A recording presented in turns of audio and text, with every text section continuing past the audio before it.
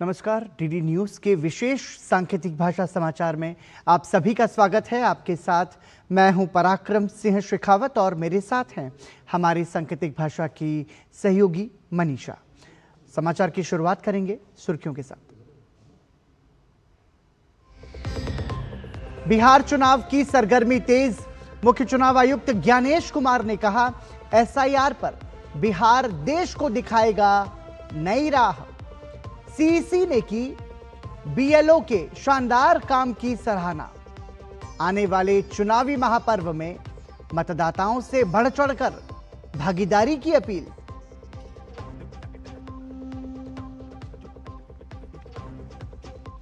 गृह मंत्री अमित शाह का महाराष्ट्र दौरा। गृह मंत्री ने कोपरगांव में मल्टीफीड सीबीजी प्लांट का किया उद्घाटन और कार्यक्रम में कहा, भारत के चीनी सहकारी कारखानों के लिए खुला है नया रास्ता।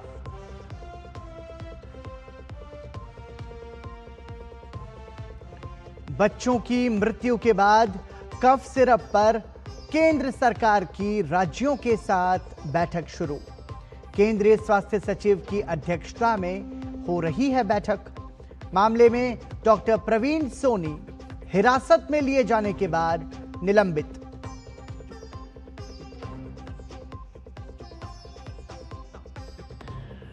पश्चिम बंगाल के दार्जिलिंग में बारिश से भारी तबाही। अलग अलग जगहों पर लैंडस्लाइड में 13 की मौत। पुल ढहने से भी भारी नुकसान। राष्ट्रपति, उपराष्ट्रपति और प्रधानमंत्री नरेंद्र मोदी ने हादसे पर जताई संवेदना।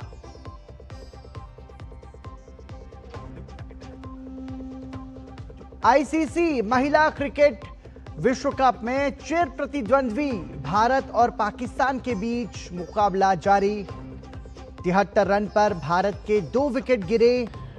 हरलीन देओल और हरमनप्रीत कौर क्रीज पर मौजूद।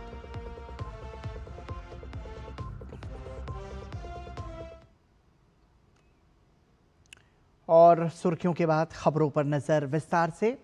बिहार चुनाव की तैयारियों का जायजा लेने के लिए मुख्य चुनाव आयुक्त ज्ञानेश कुमार के नेतृत्व में चुनाव आयोग की 16 सदस्यीय टीम शनिवार से बिहार के 2 दिन के दौरे पर है। मुख्य चुनाव आयुक्त ने प्रेस कॉन्फ्रेंस कर चुनाव की तैयारियों के बारे में जानकारी दी। उन्होंने मतदाता सूची के शुद्धिकरण को लेकर बूथ लेवल अधिकारियों के काम की तारीफ की।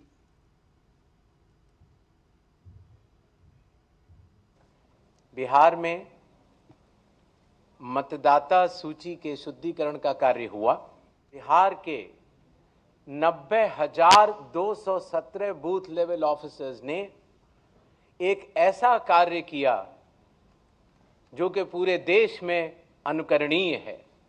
जैसे कि विश्व को बिहार की वैशाली ने ही गणतंत्र का रास्ता दिखाया था, वैसे ही आप सभी लोग मिलकर अब देश को मतदाता सूची को शुद्ध करने के कार्य के लिए प्रेरणा का स्रोत बनेंगे। मुख्य चुनाव आयुक्त ने बिहार के मतदाताओं का आह्वान करते हुए कहा कि जैसे हम त्योहारों को मनाते हैं, उसी तरह हम सभी लोकतंत्र का महापर्व भी मनाएं।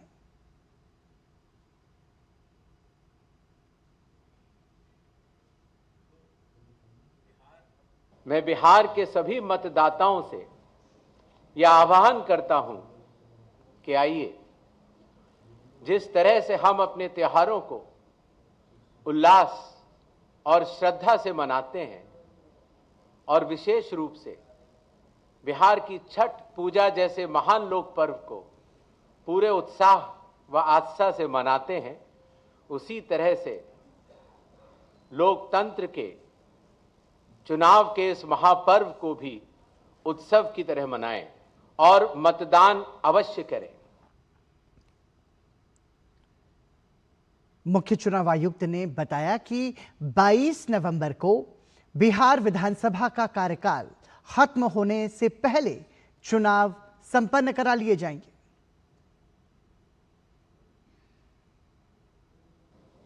बिहार में 243 जनरल कॉन्स्टिट्यूएंसीज हैं, एसटी 2, एसटी 38।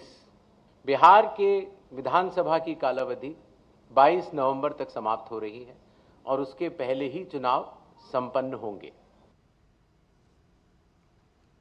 चुनाव आयोग ने चुनावी प्रक्रिया के दौरान मतदाताओं को होने वाली कठिनाइयों को ध्यान में रखते हुए कुछ महत्वपूर्ण कदम उठाए हैं। इन उपायों का उद्देश्य मतदान प्रक्रिया को अधिक सुगम और सुलभ बनाना है।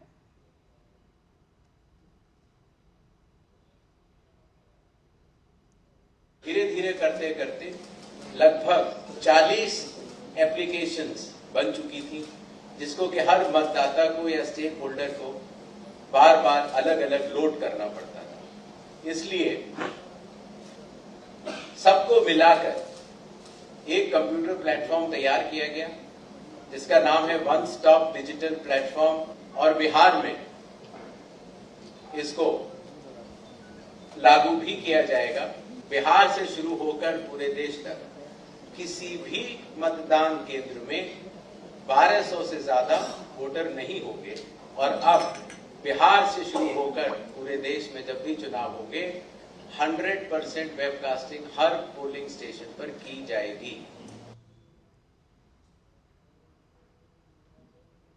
गृह और सहकारिता मंत्री अमित शाह ने महाराष्ट्र के अहिल्यानगर में किसानों को संबोधित किया। उन्होंने किसानों को संबोधित करते हुए कहा कि नरेंद्र मोदी सरकार किसानों की मदद के लिए प्रतिबद्ध है। बीते दिनों भारी बारिश से लोनी इलाके के किसानों को भारी नुकसान हुआ था। वित्तीय वर्ष 25-26 में केंद्र के शहर के तहत 3,132 करोड़ रुपया हमने महाराष्ट्र सरकार को दिया है। उसमें से जो 1,631 करोड़ रुपया था वो अप्रैल को ही दे देने का काम हमारे नेता नरेंद्र मोदी जी ने किया है। गृह मंत्री अमित शाह ने कहा कि औरंगजेब का नाम आगे बढ़ाने वालों में औरंगाबाद का नाम बदलने का साहस नहीं था, लेकिन भाजपा सरकार ने औरंगाबाद का नाम छत्रपति संभाजी महाराज नगर किया।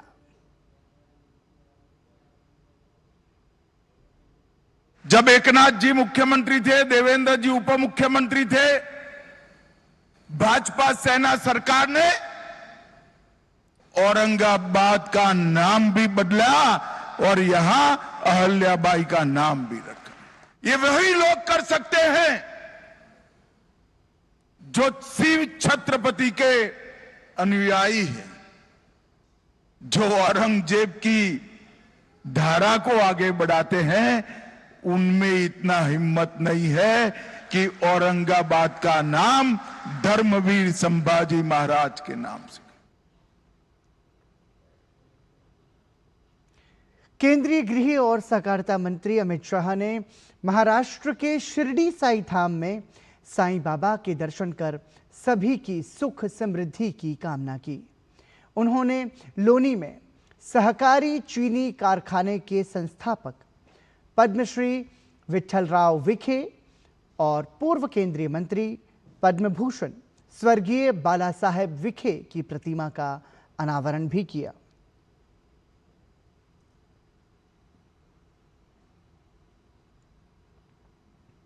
बिहार में अब बहुत जल्द चुनाव की तारीखों का ऐलान होगा। भारतीय जनता पार्टी अपने सहयोगी दलों के नेताओं के साथ मिलकर सीटों को अंतिम रूप देने में जुट गई है। इसी कड़ी में आज भाजपा के चुनाव प्रभारी धर्मेंद्र प्रधान हिंदुस्तानी आवाम मोर्चा के संरक्षक जीतन राम मांझी से मिलने पहुंचे। उनके निवास पर यह भेंट हुई। माना जा रहा है कि एनडीए में सीट शेयरिंग को लेकर चर्चा हो रही है। इस बैठक में धर्मेंद्र प्रधान के साथ बिहार भाजपा के संगठन प्रभारी विनोद तावड़े, उप मुख्यमंत्री सम्राट चौधरी और भाजपा के प्रदेश अध्यक्ष दिलीप जायसवाल भी शामिल रहे। केंद्रीय मंत्री नित्यानंद राय ने प्रेस कॉन्फ्रेंस कर आरजेडी के लालू राबड़ी शासनकाल पर करारे प्रहार किए। नित्यानंद राय ने कहा कि आरजेडी के 15 सालों के शासनकाल में अपहरण और हत्या की घटनाओं ने उद्योग का रूप ले लिया था। उस जंगल राज को याद कर जनता आज भी खौफ से भर उठती है।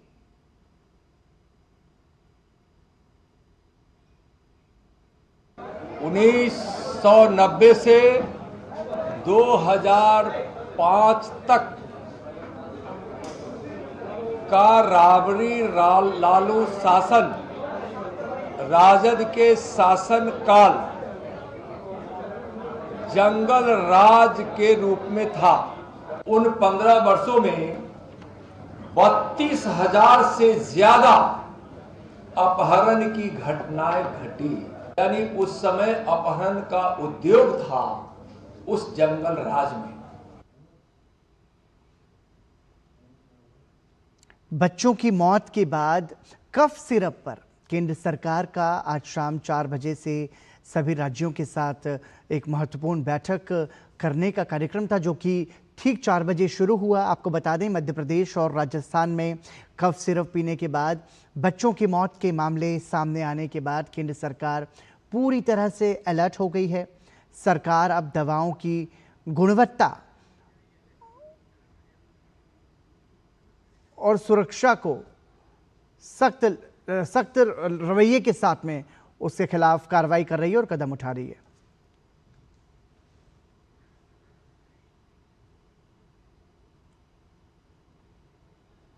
कफ सिरप के कारण 10 बच्चों की मौत के मामले में कफ सिरप बनाने वाली कंपनी और दवा लिखने वाले डॉक्टर पर 3 धाराओं में मामला दर्ज किया गया है। डॉक्टर प्रवीण सोनी सरकारी डॉक्टर होते हुए भी निजी क्लिनिक में प्रैक्टिस कर सिरप प्रिस्क्रिप्शन में लिख रहे थे। डॉक्टर प्रवीण सोनी के खिलाफ परासिया थाने में 3 धाराओं में मामला दर्ज किया गया, जिसके बाद मध्य प्रदेश के छिंदवाड़ा जिले के परासिया से डॉक्टर प्रवीण सोनी को स्पेशल टीम ने गिरफ्तार कर लिया। राजस्थान और मध्य प्रदेश में कफ सिरप के कारण बच्चों की मौत के संबंध में केंद्र की एडवाइजरी के बाद राज्यों ने सतर्कता बढ़ा दी है। तमिलनाडु के बाद मध्य प्रदेश, उत्तर प्रदेश, दिल्ली और केरल ने कोल्ड्रिफ कफ सिरप के उपयोग पर रोक लगा दी है। झारखंड ने भी इसकी बिक्री को प्रतिबंधित कर दिया है, तो वहीं उत्तराखंड में दवा की दुकानों पर छापेमारी की जा रही है। छिंदवाड़ा के एसपी अजय पांडे ने बताया कि प्रशासन कार्रवाई कर रहा है, किसी भी दोषी को बख्शा नहीं जाएगा। कल एक मुकदमा कायम किया गया है परासिया थाने में। मुकदमा जो है 105 BNS 276 BNS 27A drug and cosmetic act, इसके तहत जो है इसमें मुकदमा पंजीबद्ध किया गया है। जो मैन्युफैक्चरर है वो तमिलनाडु की कंपनी है, श्रीस्नान फार्मास्यूटिकल कांचीपुरम की कंपनी है, तो उसके खिलाफ भी मुकदमा रजिस्टर किया गया है। और जिसमें जो डॉक्टर जिसने की प्रिस्क्राइब की थी मेडिसिन, डॉक्टर प्रवीण सोनी, उनके खिलाफ जो है भी मुकदमा कायम किया गया। उत्तर बंगाल में मूसलाधार बारिश ने हालात बेहद गंभीर बना दिए हैं। कई जगहों पर भूस्खलन से सड़कें ध्वस्त हो गईं और जनजीवन अस्त व्यस्त हो गया है। दार्जिलिंग में एक पुल के ढहने से भारी नुकसान हुआ। वहीं अलग अलग जगहों पर हुए भूस्खलन और मकान ढहने की घटनाओं में अब तक 13 लोगों की मौत की पुष्टि हुई है। सिलीगुड़ी के पहाड़ी इलाकों का बाकी क्षेत्र से संपर्क लगभग पूरी तरह से टूट गया है। दार्जिलिंग के बिजनबाड़ी के पुल बाजार इलाके में एक सड़क धंस गई, जबकि अलीपुरद्वार और जलपाईगुड़ी में बाढ़ जैसे हालात पैदा हो गए हैं। कई पर्यटकों के फंसे होने की भी आशंका जताई जा रही है। दूधिया पुल का एक हिस्सा बह जाने से सिलीगुड़ी और मिरिक के बीच सीधा संपर्क टूट गया है। इसके अलावा ऋषिखोला और पेडोंग में भूस्खलन ने सड़कों को अवरुद्ध कर दिया है। दार्जिलिंग को अन्य इलाकों से जोड़ने वाला राष्ट्रीय राजमार्ग 10 भी बंद हो चुका है। हालात की गंभीरता को देखते हुए राष्ट्रीय आपदा प्रतिक्रिया बल, गोरखालैंड टेरिटोरियल एडमिनिस्ट्रेशन और सेना की टीमें राहत और बचाव कार्य में जुट गई हैं। युद्ध स्तर पर चल रहे इस अभियान के तहत प्रभावित इलाकों से लोगों को सुरक्षित स्थानों पर पहुंचाने के प्रयास किए जा रहे हैं। प्रशासन ने लोगों से अफवाहों पर ध्यान न देने और संयम बनाए रखने की अपील की है।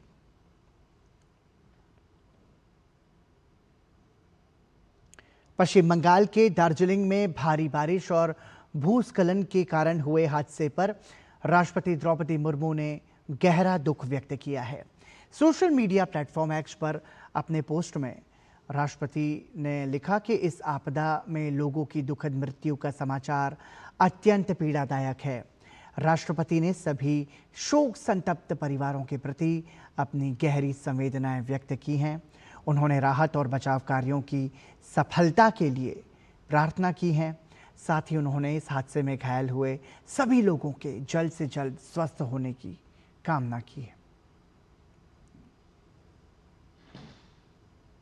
उपराष्ट्रपति सीपी राधाकृष्णन ने दार्जिलिंग में हुए हादसे पर गहरा शोक व्यक्त किया है।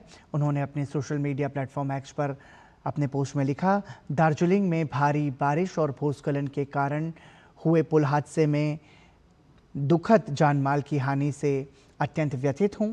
शोक संतप्त परिवारों के प्रति हार्दिक संवेदना, घायलों के शीघ्र स्वस्थ होने की प्रार्थना करता हूं।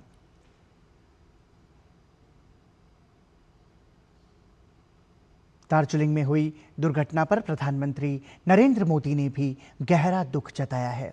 सोशल मीडिया प्लेटफॉर्म एक्स पर पोस्ट करते हुए प्रधानमंत्री ने अपने संदेश में लिखा, दार्जिलिंग में पुल दुर्घटना में हुई जनहानि से अत्यंत दुखी हूं। जिन लोगों ने अपने प्रियजनों को खोया है उनके प्रति संवेदना, घायलों के शीघ्र स्वस्थ होने की कामना करता हूं। भारी बारिश और भूस्खलन के मद्देनजर दार्जिलिंग और आसपास के इलाकों की स्थिति पर कड़ी नजर रखी जा रही है। हम प्रभावित लोगों को हर संभव सहायता प्रदान करने के लिए प्रतिबद्ध हैं। उत्तर प्रदेश के वाराणसी में आज से अंतर्राष्ट्रीय धान अनुसंधान संस्थान अपने दक्षिण एशिया क्षेत्रीय केंद्र वाराणसी में डायरेक्ट सीडेड राइस कॉन्क्लेव 2025 का आयोजन कर रहा है। ये 3 दिवसीय कार्यक्रम 5 से 7 अक्टूबर तक चलेगा, जिसमें भारत समेत कई देशों से 300 से अधिक प्रतिभागी शामिल हो रहे हैं। इस सम्मेलन में नीति निर्माता, वैज्ञानिक, निजी क्षेत्र के विशेषज्ञ, गैर सरकारी संगठन और किसान प्रतिनिधि भाग ले रहे हैं। इसका मुख्य उद्देश्य धान उत्पादन में पानी, श्रम और लागत की बचत करने वाली डायरेक्ट सीडेड राइस तकनीक को व्यापक स्तर पर अपनाने की रणनीति तैयार करना है।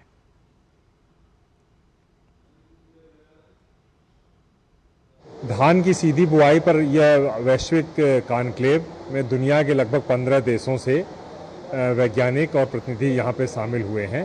5 अक्टूबर से 7 अक्टूबर तक धान की सीधी बुआई पर क्या अनुसंधान होने चाहिए, कैसे उन अनुसंधानों को किसानों के खेत तक पहुँचाया जाए, एवं जो एक ग्लोबल ट्रेंड है इस समय की धान की खेती को किस तरह से हम लो कार्बन इमिशंस और जो ग्लोबल मीथेन इमिशंस के खतरे को देखते हुए जो कार्बन फुटप्रिंट को कम करना है, उसके बराबर कैसे धान की खेती को हम उसको करें, और जिसमें कि सीधी बुआई एक महत्वपूर्ण अवयव है, उसको बढ़ाते हुए कैसे हम चारों तरफ DSR का प्रसार किया जाए। Knowledge and experience from different countries, and it would be very useful for develop more and more activity in order to promote DSR in Cambodia. So we are strongly support and very happy to bring all those technology to Cambodia. और इसी के साथ दूरदर्शन समाचार के विशेष सांकेतिक भाषा समाचार में अभी के लिए इतना ही। मुझे और हमारी सांकेतिक भाषा की सहयोगी मनीषा को दीजिए अनुमति।